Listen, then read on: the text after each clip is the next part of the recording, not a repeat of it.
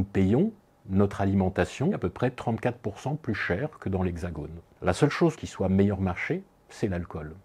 C'est pas une chance, c'est au contraire une inégalité majeure de santé publique. La Réunion est depuis une longue date la deuxième, voire la troisième région française la plus concernée par la problématique alcool, avec des niveaux records de passage aux urgences, avec un niveau très important d'accidentologie routière liée à l'alcool, avec un gros problème de violence. Nous avons malheureusement la possibilité de vendre localement des spiritueux fabriqués localement qui sont en très grande partie exonérés de taxes. On accède à bas prix à de l'alcool très fort dans les boutiques, dans les petits commerces, dans les moyennes et grandes surfaces. C'est un produit qui est très accessible, même dans les stations-service. L'alcool à La Réunion, c'est un système. Et c'est un système qui se pérennise aujourd'hui à la fois sous sa forme traditionnelle, mais aussi sous ses avatars modernes. On fait toutes sortes d'alcool à partir d'alcool de canne, toutes sortes de dérivés qui sont vendus à très bon marché, puisqu'ils bénéficient de cette fameuse fiscalité outre-mer. Ce que nous dit l'Organisation mondiale de la santé, notamment, c'est que